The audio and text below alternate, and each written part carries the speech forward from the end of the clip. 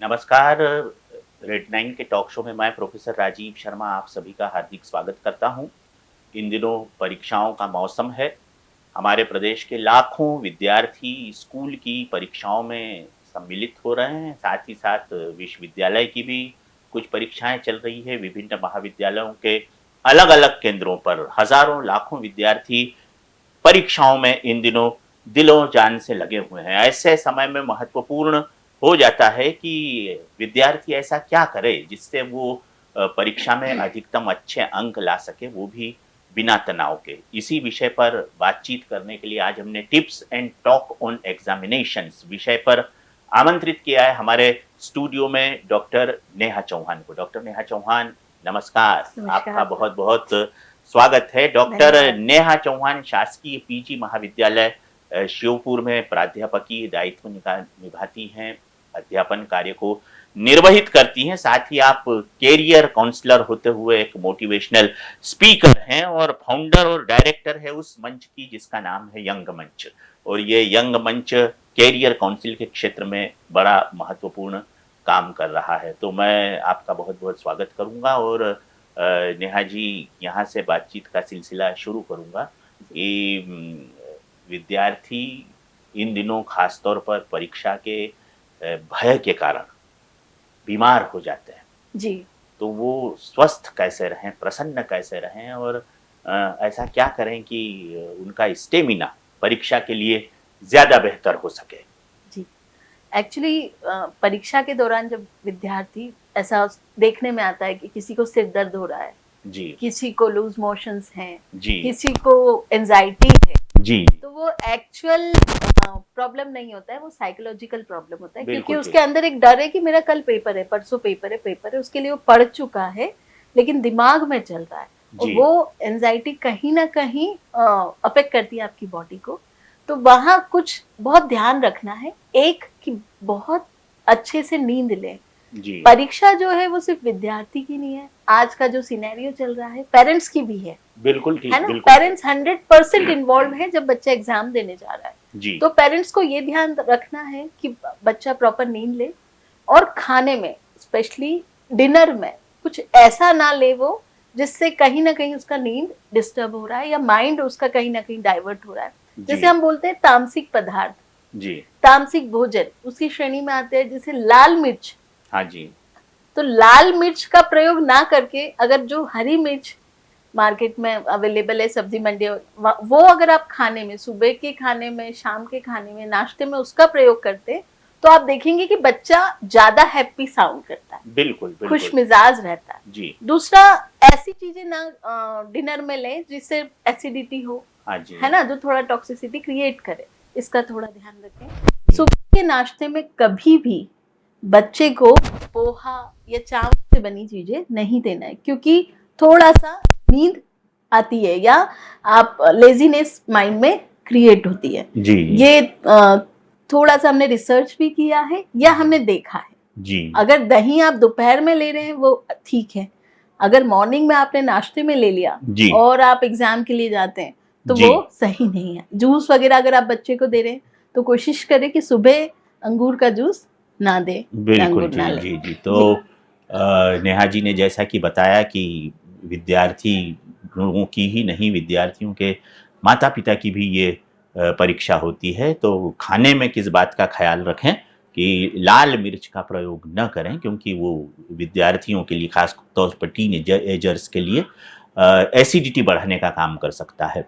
तो नेहा जी, बहुत अच्छी बात बतलाई आपने। अब आप ये बताएं कि ये जो परीक्षा का तनाव हो जाता है, इसका प्रबंधन कैसे किया जाए? क्योंकि इसका अपना एक स्ट्रेस जो है वो भी पूरे परिवार पर व्याप्त हो जाता है। जी बिल्कुल। जी, जी, जी, ये जो तनाव प्रबंधन हम किस तरीके से करते हैं, कहीं ना कहीं ये हमारे पूरे परिवार की जिम्मेदारी होती है। बच्चे ने 100% सिलेबस कंप्लीट कर लिया, कल या परसों उसका एग्जाम है, तो आपको बच्चे से ये नहीं पूछना है कि कितना हुआ। जी, वो क्वेश्चन मार्क ना क्रिएट करते हुए आप ये बताएं बेटा क्या हुआ, कहाँ तक पहुंचे, बिल्कुल चलो ठीक। बोल के बताओ। जो सबसे कठिन लग रहा है बच्चे को हाँ जी, वो उससे उस पर थोड़ा डिस्कशन कर ले।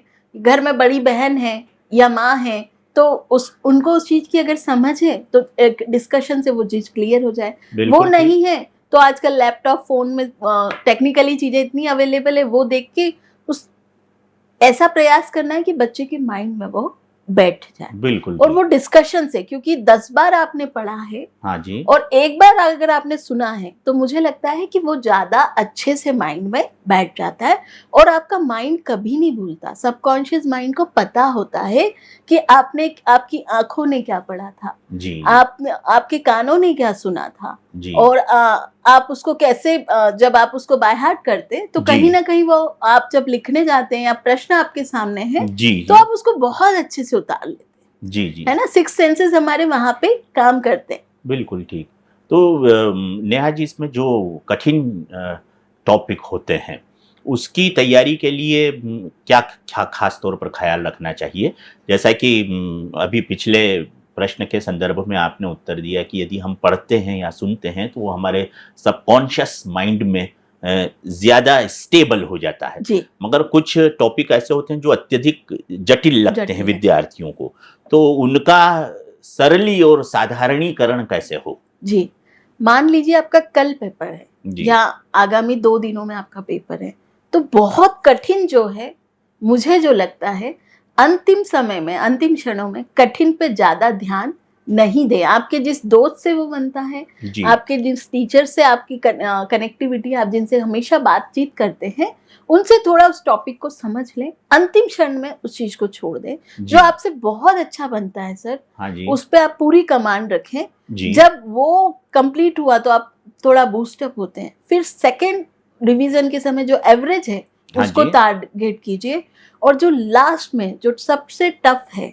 आप उसको हल्का सा देख लीजिए या सुन लीजिए, किसी से समझ लीजिए, वहां जितना बनेगा आप उतना कर लीजिए। नॉर्मली जो स्टूडेंट्स हैं हाँ वो जी क्या गलती करते हैं कि मैथ्स का पेपर है, वो मैथ्स का पेपर है, मैथ्स का पेपर है या फिजिक्स का पेपर है, वो इस चीज का उतना हवा बना लेंगे, उस पेपर को टारगेट, उन टॉपिक्स को टारगेट जो भी टफ उनको लगता है। हर बच्चे को कुछ, किसी को इंग्लिश टफ लगता है, किसी से हिस्ट्री पढ़ते नहीं बनती, और किसी को मैथ्स सुनते ही डर लगता है जी। या ज्योमेट्री सुनते ही डर लग रहा है। हाँ तो जी। उन टॉपिक्स को देखते हुए बच्चा फिर उसी को टारगेट करने में दूसरे सब्जेक्ट को कम टाइम देता है, दूसरे कंटेंट को कम समय देता है। तो बच्चे को ये ध्यान रखना है कि जो सबसे कठिन है, अगर आप उस पर ज्यादा समय भी अंतिम क्षणों में दे रहे हैं तो आपका बहुत ज्यादा फायदा तो हो नहीं रहा बिल्कुल ठीक है ना। बिल्कुल तो ठीक। जो अच्छे से बन रहा है, ज्यादा टाइम वहां उसको स्कोर करते हुए, फिर एवरेज, फिर लास्ट में आप सबसे टफ पे आइए। जी और नॉर्मली स्टूडेंट ऐसे उल्टा करता है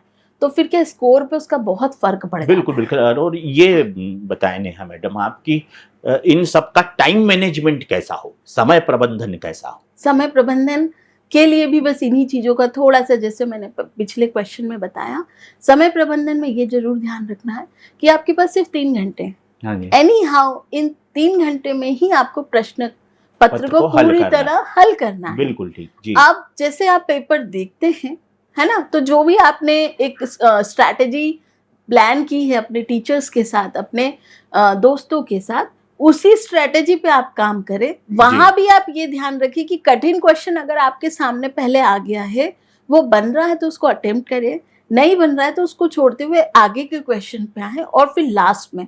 लेकिन किसी भी परिस्थिति में प्रश्न पत्र हमेशा कोशिश होनी चाहिए कि वो पूरा हल हमारे द्वारा किया गया हो, बिल्कुल वो ठीक। छूटे ना। जी हाँ, जी, उससे तभी समय का प्रबंधन हो और पाएगा। उससे मार्किंग में भी काफी फायदा Effect मिलता है, क्योंकि हर प्रश्न यदि हल किया हुआ है तो कुछ हल भी हल किया है तो कुछ और कुछ तो अंक उसमें जरूर मिलेगा। अर्जित हो ही जाते हैं। जी। तो बड़ी महत्वपूर्ण जानकारी यहाँ हमारे विद्यार्थियों को डॉक्टर नेहा चौहान जी दे रही हैं। ये बतलाइए नेहा मैडम कि अच्छे स्कोर के लिए विद्यार्थियों की रणनीति क्या होनी चाहिए? अच्छे स्कोर के लिए वही एक, क्योंकि हर विद्यार्थी अपने आप में बहुत अलग है जी उसकी हर व्यक्ति की अपनी अलग प्रतिभा है जी पर्सनल चॉइसेस है ना, पर्सनल इंटरेस्टेड है। उन इंटरेस्ट में जहां आप जिस चीज को जितना अच्छे से बता सकते हैं वैसे एक्सप्लेन कीजिए। जैसे आप कुछ आंसर में ग्राफ बना के बता सकते हैं जी उसको, अच्छा पिक्चराइजेशन कर सकते हैं, है ना। जितना अच्छे से, वो बात है ना कि हम जितना अच्छे से उस चीज का एडवर्टाइजमेंट करेंगे वो उतना अट्रैक्टिव होगा। बिल्कुल तो ठीक। वहाँ इस अच्छे स्कोर के लिए, और वही कि जो बहुत अच्छे से आता है उसको अच्छे से अटेम्प्ट कीजिए जी और अपन जितनी शिद्दत से आप उस प्रश्न को समझ सकते हैं वैसे ही आप उसको आपकी जो उत्तर पुस्तिका में है उस तरीके से ही उतारिए उसको। बिल्कुल ठीक, बिल्कुल ठीक। बहुत से बच्चे ये गलती करते हैं कि बात नहीं बना, कट करा, फिर उसको किया, फिर कट करा, जी। तो वो जैसी कॉपी सामने आती है तो इम्प्रेशन देख के भी लूज, अच्छा लगना इम्प्रेशन अच्छा चाहिए। नहीं जी होता। वो तो बिल्कुल उसकी खूबसूरती का, उसके सिस्टेमेटिक कॉपी का भी एक अपना महत्व होता है। और जब परीक्षक इस तरह उत्तर पुस्तिकाओं को जांचता है, हम खुद विश्वविद्यालय स्तर पर जब ऐसा करते हैं, तो जो नेहा मैडम ने बताया उन बातों का आपके अच्छे स्कोर पर बड़ा असर पड़ता है और आप अच्छे अंक लाने में कामयाब होंगे यदि आप नेहा जी की हिदायतों पर ध्यान देंगे। क्या करना चाहिए और क्या नहीं करना चाहिए, ये एक बड़ी बात होती है नेहा जी ना। तो कुछ ऐसे 3-4 बिंदु बताएं कि ये तो कदापि नहीं करें, और कुछ 3-4 बिंदु ऐसे बताएं कि ये जरूर करें विद्यार्थी अपनी उत्तर पुस्तिका में परीक्षा के दौरान। जी, जो भी आपका सिलेबस है, जो कंटेंट आपके पास है, जो नोट्स आपके पास है, जो आपके गुरुजनों ने आपको बताया है, वो आप हमेशा, बच्चों की आदत होती है स्टूडेंट्स की कि वो शॉर्ट नोट्स तैयार कर लेते हैं। एंड मोमेंट पे वो नोट्स जरूर देखना है। हर टॉपिक आपकी आंखों के सामने से 1 या 2 बार तो जरूर जाना चाहिए। ये है, जहां नहीं बन रहा है उस पर डिस्कशन कीजिए।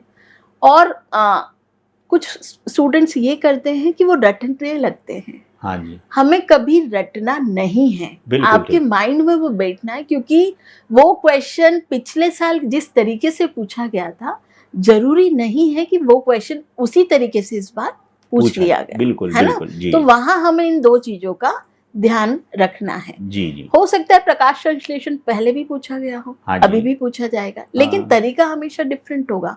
तो जिस तरीके से पूछा गया है वैसा ही उत्तर होना चाहिए। वैसा उस तरीके से बहुत स्मार्टली आपको उस चीज को हैंडल करना है और खुद पे विश्वास रखना है। सबसे बड़ी चीज, बच्चों को लगता है सबसे बड़ा, जो मैं अभी कुछ स्टूडेंट्स मुझसे बात करते हैं, एग्जाम है, एग्जाम है, एग्जाम है, यही जो डर है वो सबसे बड़ा उनके अंदर डर है। उस डर को निकाल दीजिए। बिल्कुल। और अपने पेरेंट्स से बिल्कुल फ्रैंक होकर बात कीजिए। मेरी मम्मी, जब हम लोग पढ़ते थे तो मेरी मम्मी हमेशा बोलती थी अब सो जा बेटा, अब सो जा। और हमारे नाना जी तो आके लाइट ऑफ कर देते थे कि नहीं, अब सोना है आपको। अब नहीं, आपके माइंड को आप रिलैक्स रहने दीजिए। तो मुझे लगता है हर घर में ये होना चाहिए, ये जरूरी है। क्या ना करे पे जो बात है, हाँ जी, क्या ना करे, तो एक जो सबसे बड़ा प्रॉब्लम अभी स्टूडेंट्स के साथ चल रहा है वो ये कि एक पेपर दिया उन्होंने अभी और आए, और जो नहीं कर पाए, जैसे ऑब्जेक्टिव छूट गया उनका या कुछ मार्क्स छूट गए, तो मेरा सिर्फ एक निवेदन है आपके इस मंच से कि जो पेपर हो गया वो हो गया। हाँ, उसको उसके बारे में ना सोचें। और ये भी नहीं है कि वैसा ही पेपर आगे आएगा जी। तो आगे के पेपर के लिए रणनीति वैसी तैयार करें। और पेरेंट्स, टीचर्स, स्टूडेंट, फ्रेंड्स, जितने भी हमारी सोसाइटी में, उनसे भी मेरा यही निवेदन है कि जो हो गया उस पर बात नहीं करना, अब नेक्स्ट पेपर पे बात करना। बिल्कुल ठीक है, क्योंकि अल्टीमेटली जो बात है वो तो जो हो चुका है वो तो उस पर में तो कुछ हो नहीं सकता। हाँ। लेकिन यदि उस पर हम ज्यादा ध्यान केंद्रित करते हैं तो आने वाली हमारी अच्छे परिणामों वाले प्रश्न पत्रों पर भी उसका कोई परिणाम हमें दृष्टिगोचर हो सकता है, लग सकता है। बिल्कुल ठीक नेहा जी। चलते चलते आखिरी सवाल, चूंकि हमारे टॉक शो की समय सीमा इसलिए कि परीक्षा की तैयारी हेतु विशेष टिप्स और किस परिस्थिति में क्या विशेष ध्यान दिया जाए, ये 2 प्रश्नों को मैं मर्ज कर रहा हूँ। इस पर आप एक प्रकाश डालें अपनी तरफ से। जी, फरवरी मंथ चल रहा है अभी, है ना? वेदर में बहुत चेंजेस हुआ है। अभी काफी ठंड थी और एकदम से अभी कुछ परिवर्तन हम अपने आसपास पर्यावरण में देख रहे हैं। तो हमें ये ध्यान रखना है, उससे भी आपकी बॉडी कहीं ना कहीं तो अफेक्ट है। तो वहाँ थोड़ा सा ध्यान रखें। कुछ स्टूडेंट्स काफी लो फील कर रहे हो जी, तो मेरा रिक्वेस्ट है कि आप चॉकलेट अपने साथ कैरी करें। जब आपको ऐसा लगता है तो थोड़ी सी चॉकलेट आप मुंह में रखें। अच्छा। हाँ, और कॉफी जरूर पी के जाएं एग्जाम के पहले। अच्छा। तो आप थोड़ा एनर्जेटिक फील करेंगे जी, है ना? और जब एग्जाम रूम में हम एंट्री करते हैं या हम ऑटो में जा रहे हैं या बस में जा रहे हैं जब, तो हमारे बहुत सारे डिस्कशंस हमारे दोस्तों से चल रहे होते हैं। तो उन डिस्कशन में एग्जाम की बात ना हो, हाँ जी। आपस की बात हो, और फिर आप देखिए आपका पेपर कितना अच्छा जाएगा। जी जी एंड मोमेंट तक जब जो बच्चा पढ़ता है, जी वो फिर कहीं ना कहीं आपका माइंड तो फ्री हो नहीं पाया। तो बस यही है कि सुबह जिस दिन एग्जाम है उसकी सुबह आपका माइंड पूरा खाली होना चाहिए, बिल्कुल फ्रेश होना चाहिए। जी कुछ नोट्स आपको लगता है तो आप सुबह 6-7 के 7-8 तक आप देख लीजिए, 9-9:30 पे तो आपको रिपोर्ट ही करना है। जी तो वहां तब तक आप बिल्कुल ब्लैंक रहिए और फ्रेश माइंड से जाइए, और पेपर जैसे आता है तब आपको बिल्कुल बहुत अच्छे पॉइंट्स एक के बाद एक आपका माइंड आपको एडवाइस देगा कि ये लिखना है, जी खुद जी आपकी कलम चलेगी। जी जी तो बिल्कुल। यही सबसे इम्पोर्टेंट है। बहुत महत्वपूर्ण बात बताई डॉक्टर नेहा जी ने कि विद्यार्थी अपने आप को फ्रेश रखें, यानी तरोताजा रखें, ज़हनियत तौर पर, दिमागी तौर पर। आखिरी प्रश्न नेहा जी आपका कि आप के दिमाग में, दिल में कोई ऐसी बात हो जो आप अपने हमारे दर्शकों के, मौजूदा विद्यार्थियों तक पहुंचाना चाहें, तो आप खुलकर अपने विचार रखते हुए आशीर्वाद दें विद्यार्थियों को, ताकि वे सफल हो सकें उनकी इम्तिहान में। जी, एक बात जो हमेशा मेरे जहन में रहती है, मैं विद्यार्थियों से ये कहना चाहूंगी कि ये परीक्षा है, ये आपकी परीक्षा है जो आपने पढ़ा है, ये जीवन की परीक्षा नहीं है। बिल्कुल ठीक। जीवन की परीक्षाओं के लिए तो ये एक गेट पास है जिसमें जस्ट आप थोड़ी सी अब आपने एंट्री ली है, इससे बहुत कठिन कठिन इम्तिहानों का आपको सामना करना पड़ेगा। बिल्कुल तो ठीक है। बिल्कुल अपने मस्तिष्क पे इतना जोर ना दीजिए, इतना खुद को परेशान ना करें, और कोशिश कीजिए कि अपने परिवार को भी परेशान ना करें। जो भी बात हो अपने परिवार से, अपने दोस्तों से डिस्कस करें, और कोई गलत कदम मत उठाइएगा, है ना। एक एक कोटेशन है जो मैं हमेशा अपने लिए जी जी रखती जी जी, हूँ अवश्य अवश्य सुना कि है। तू थक के ना बैठ, तेरी उड़ान अभी बाकी है। तू थक के ना बैठ, तेरी उड़ान अभी बाकी है। जमी खत्म हुई तो क्या, आसमान अभी बाकी है। बिल्कुल ठीक, शुभकामनाएं। बिल्कुल बिल्कुल। जमी खत्म हुई तो क्या, अभी आसमान बाकी है, और मंजिलें उन्हीं को मिलती है जिनके सपनों में जान होती है। पंख होने से तो कुछ होता नहीं है भैया, हौसलों से उड़ान उड़ान होती होती है। है। तो हौसला रखें, मगर हौसला कैसा रखें, जैसा नेहा जी ने बताया, हौसलों में आप अपनी बात अपने परिवार से शेयर करते रहें, अपने मित्रों से शेयर करते रहें, सहज रहें, सात्विक भोजन करें, और जब प्रसन्नता पूर्वक परीक्षा कक्ष में प्रवेश करें तो खुद पर और ईश्वर पर, परमात्मा पर ये यकीन रखें कि उनकी असीम अनुकंपा से जो होगा वो बहुत बढ़िया होगा, क्योंकि परीक्षा तो महज एक गेट पास है। जीवन की वास्तविक परीक्षा तो इन परीक्षाओं के दौर से गुजरने के बाद शुरू होती है। तो थैंक यू नेहा जी, आप हमारे स्टूडियो में पधारे। आप समस्त दर्शकों का भी बहुत बहुत धन्यवाद, नमस्कार, शुक्रिया। मस्त रहें, प्रसन्न रहें।